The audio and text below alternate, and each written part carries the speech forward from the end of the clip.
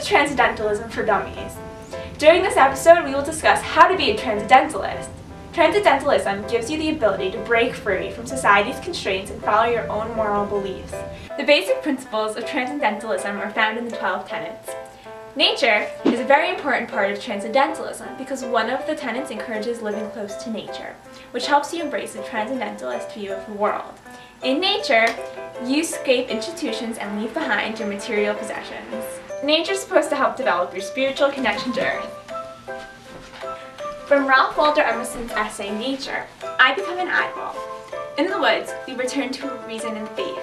We do this by leaving behind institutions, rules, responsibilities, traditions, monies, struggles, and worries. In nature, you acquire a peace of mind and you understand the world does not revolve around you. There is so much more to be discovered. Envy is ignorance, that imitation is suicide, self-reliance, Emerson. If you're jealous of others and try to copy them, you're killing yourself, and only focus on yourself and your abilities. Once you immerse yourself in nature and throw all your worldly possessions away, you have completed step 1.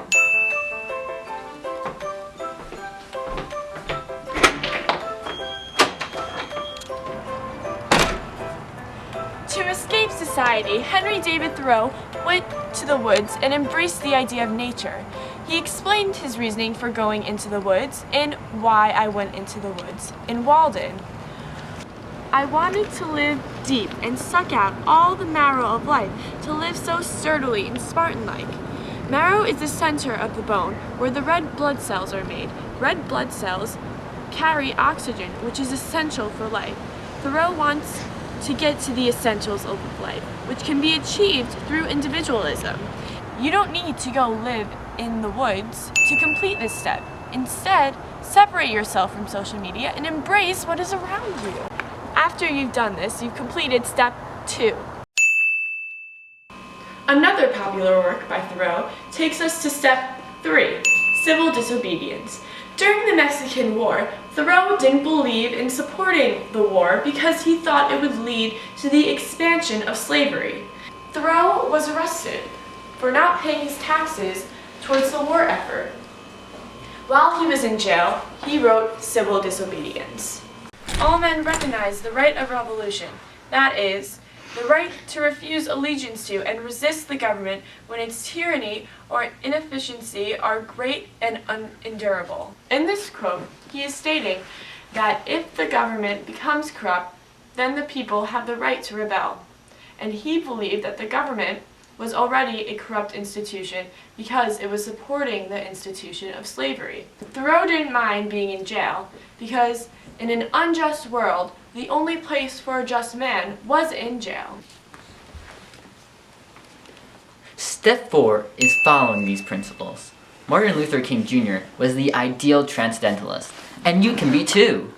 Coincidentally, while in jail, Martin Luther King Jr. responded to a public statement made by 8 Alabama clergymen. The clergymen made 4 arguments against the growing civil rights movement. These arguments were: outsiders should not participate. Negotiate, not demonstrate. King's actions were unwise and untimely, and laws must be obeyed. While King was jailed in Birmingham, he wrote a letter from Birmingham jail.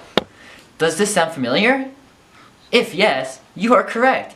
It sounds like Thoreau's civil disobedience. The counter-arguments that King made to outsiders should not participate were that they were all Americans and injustice anywhere is a threat to justice everywhere, and King was invited there by affiliated groups. His counter-argument to negotiate, not demonstrate, was that there was a simple attempt to negotiate, but it did not work. Do not condemn demonstrations. Condemn racism, segregation, and prejudice. These demonstrations will lead them to negotiation. King's counter-argument to that his actions were unwise and untimely were that justice too long delayed is too long denied. His counter-argument to their last point of laws must be obeyed is that an unjust law is a code that numerical or power majority group compels a minority group to obey does not make it binding on itself. This is the difference made legal. These philosophies continue to be seen in today's society.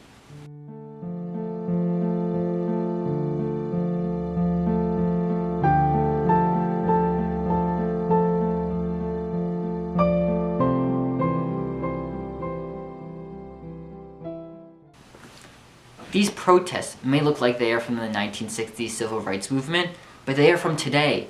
Civil disobedience techniques such as sit-ins, die-ins, boycotting, marching, and peaceful protests are all being used today.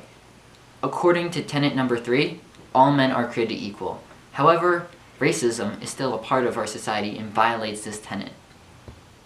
By embracing your individuality, Preparing yourself to stand up for what you believe in, And always being peaceful in the process, you can achieve a transcendentalist way of life. Follow these 4 steps and you will become a transcendentalist.